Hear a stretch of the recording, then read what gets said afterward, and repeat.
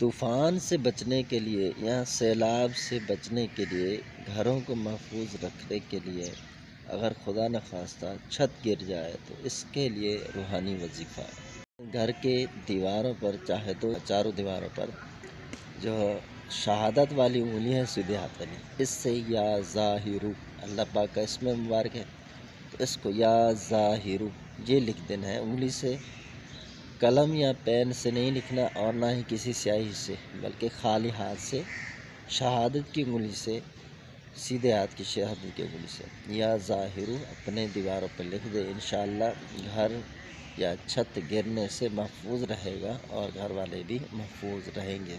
भाई बारिश के आजकल बहुत ही ख़तरनाक चल रहे हैं, तो इसलिए हमें चाहिए कि हम ज़्यादा एहतियात करें, अपने बच्चों को भी घर से बाहर जाने ना दें और इसी तरह बिजली वगैरह उससे भी एहतियात करना चाहिए। दरख्त वगैरह के करीब, उसके करीब भी नहीं जाना चाहिए।